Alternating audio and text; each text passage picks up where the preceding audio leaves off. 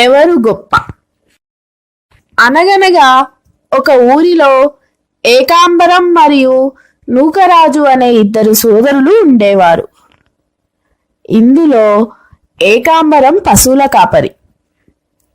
ఊరిలోని అన్ని పశువులను తోలుకొని వెళ్ళి వాటిని చెరువు గట్టున మేపుకొని సాయంత్రం అయ్యేసరికి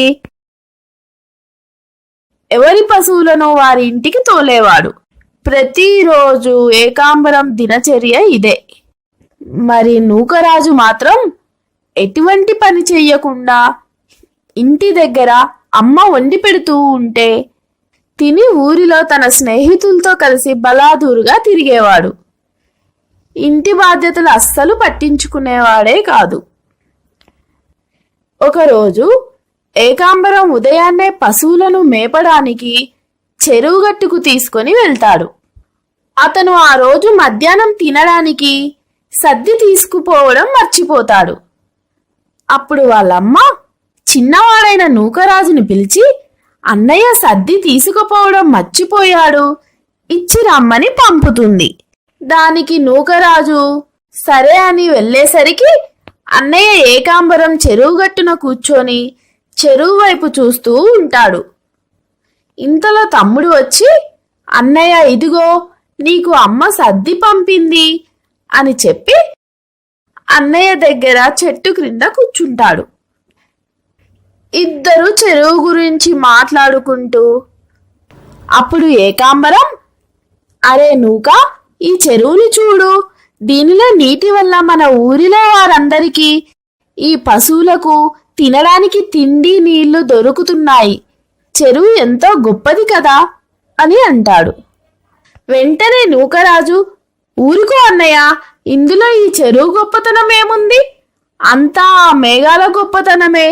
ఎందుకంటే ఈ చెరువులోకి నీళ్లు రావడానికి అసలు కారణం ఆ మేఘాల నుండి వచ్చే వర్షమే కదా, అందుకని మేఘాలే గొప్పవి అని అంటాడు. అప్పుడు ఏకాంబరం, అదేం కాదురా, ఎంత మేఘాల వర్షం కురిపించినా ఆ వర్షపు నీటిని నిల్వ చేసుకోవడానికి ఇలాంటి చెరువులు ఉండాలిగా. ఇక్కడ చెరువు లేకపోతే ఆ మేఘాలు కురిపించే వర్షపు నీరు పూర్తిగా వృధాగా నేలలో ఇంకిపోవాల్సిందే కదా అని అంటాడు. అందుకని ఈ చెరువే గొప్పది అని చెప్తాడు. వెంటనే నూకరాజు, అదేం కాదన్నయ్య, ఈ మేఘాలు ఎక్కడి నుండో నీటిని తీసుకువచ్చి ఇలాంటి చెరువులలో వర్షం కురిపించడం వలనే ఈ చెరువులో నీళ్లున్నాయి, అందుకని మేఘాలే గొప్పవి అని అంటాడు.